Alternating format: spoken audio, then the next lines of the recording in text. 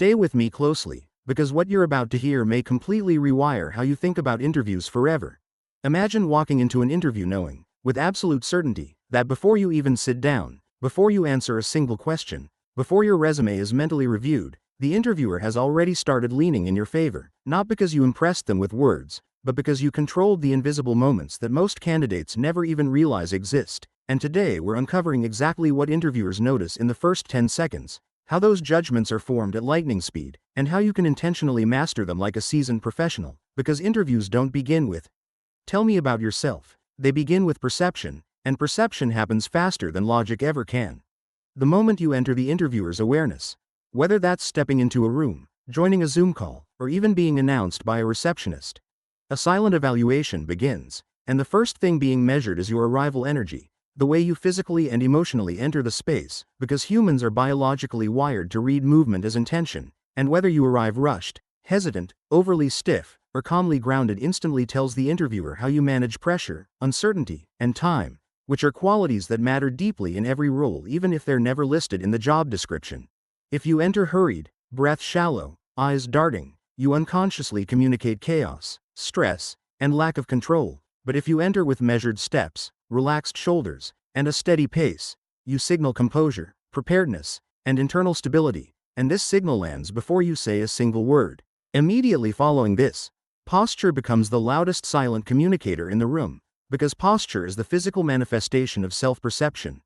Shoulders slightly back, spine tall but not rigid, head level, movements fluid yet intentional communicate confidence, self-respect, and capability, while slouched posture, hunched shoulders, or exaggerated stiffness suggest insecurity, discomfort, or a subconscious attempt to hide. And interviewers don't consciously think, bad posture equals bad candidate, but their brain quietly associates poor posture with uncertainty and risk. Eye contact is processed next, and this is where countless candidates unknowingly lose points without ever realizing it, because interviewers aren't looking for dominance or submission, they're looking for balance. Someone who can hold eye contact comfortably without staring, who can look away naturally without avoidance, signaling emotional regulation, confidence, and social intelligence, all traits essential for collaboration, leadership, and communication.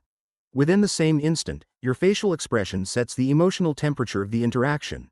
Blank expressions often read as cold or uninterested, forced smiles feel inauthentic and rehearsed, while relaxed, natural expression with subtle warmth communicates approachability and trustworthiness. And trust is the currency interviewers trade in, because skills can be trained but trust cannot. Then comes the greeting, and this moment is vastly underestimated, because the tone, pace, and energy of your first hello acts as a preview of how you'll communicate in meetings, under deadlines, and in difficult conversations, with voices that are too soft signaling hesitation or fear of taking up space, voices that are too loud signaling insecurity masked as confidence, and a calm, steady, warm tone signaling leadership potential, emotional control, and maturity.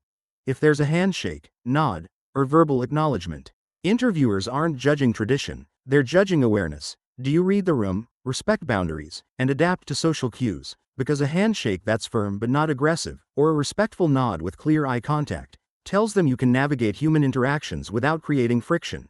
Within these same 10 seconds, interviewers are also assessing appearance, but not in the shallow, judgmental way people fear, rather in terms of alignment. Does how you present yourself match the role, the company culture, and the context? Because someone applying for a creative startup role dressed like a courtroom attorney may signal cultural misalignment, while someone underdressed for a corporate role may signal lack of effort or awareness. And alignment tells interviewers that you understand the environment you want to operate in. Then come the micro behaviors, the smallest actions that reveal the most truth. How you handle your bag, whether you place it calmly or fumble with it, whether you wait to be invited to sit or awkwardly hover.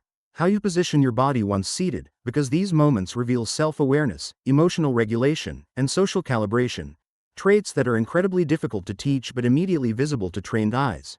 Interviewers also subconsciously notice your breathing patterns, even if they don't realize they're doing it, because shallow, rapid breathing communicates anxiety, fear, and lack of control, while slow, steady breathing communicates composure, resilience, and clarity under pressure, qualities that are essential in leadership, client-facing roles, and high-stakes environments.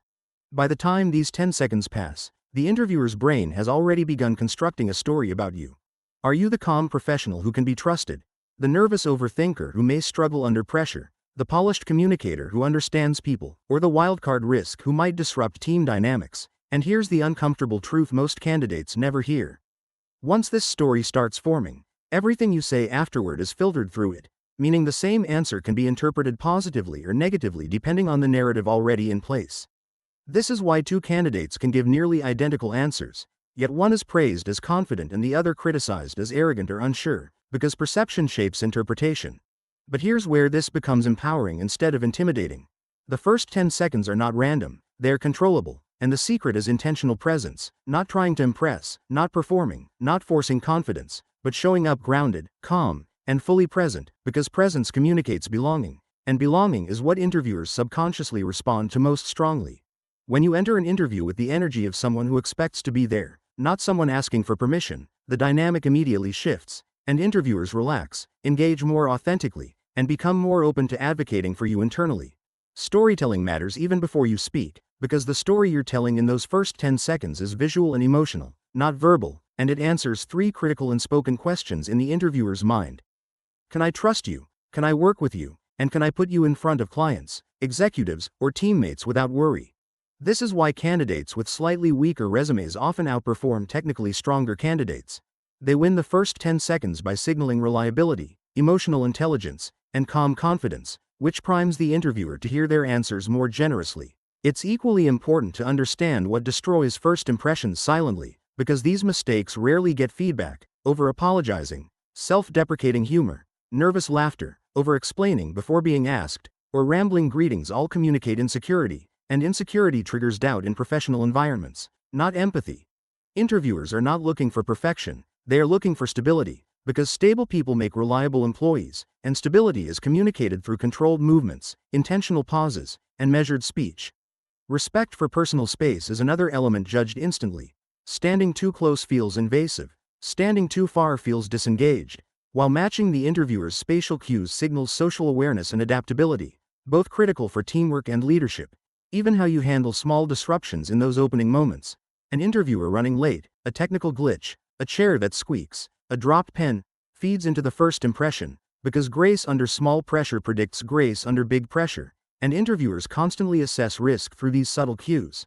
Another powerful but overlooked factor is how quickly you mentally settle into the space, because candidates who fidget, adjust repeatedly, or scan the room signal discomfort, while those who settle calmly signal ownership and ease, as if they belong there.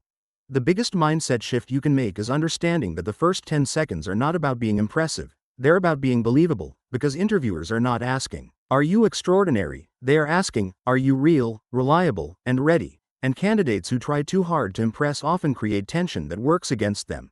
The strongest candidates create familiarity quickly, the feeling that, this person makes sense here. And familiarity builds trust faster than brilliance ever will. When you master these opening moments, interviews stop feeling like interrogations and start feeling like conversations, and conversations lead to alignment, while interrogations lead to defense. Alignment is what leads to offers, second interviews, and internal advocacy when hiring decisions are debated behind closed doors. It's important to understand that interviewers are human, often tired, often rushed, often juggling multiple candidates, and your first 10 seconds either make their job easier or harder, and humans naturally favor what feels easy, calm, and safe.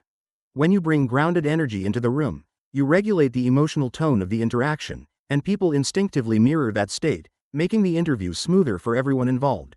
Over time, experienced interviewers trust these early impressions because they've seen patterns repeat. Candidates who show calm presence early tend to perform better under stress later, communicate more effectively, and integrate more smoothly into teams. None of this means you need to fake confidence or become someone you're not, because authenticity paired with composure is far more powerful than performance, and authenticity doesn't mean revealing everything, it means being emotionally congruent, where your body language, tone, and presence align. Preparation for the first 10 seconds is not about rehearsing lines, it's about rehearsing states, practicing calm breathing, relaxed posture, intentional movement, and grounded entry, because your nervous system sets the tone before your mind catches up. When your nervous system is regulated, confidence emerges naturally, not forced. And once that foundation is set, everything you say afterward has more weight, more credibility, and more impact. So the next time you walk into an interview, remember this. Before they hear your experience, before they analyze your skills, before they challenge your knowledge, they are watching how you arrive, how you breathe, how you greet, how you occupy space, and how you respond to the moment. And if you can own those first 10 seconds with calm confidence, intentional presence, and emotional control, you don't just make a strong first impression, you take control of the narrative, shift the power dynamic, and give yourself a decisive advantage before the interview has even truly begun.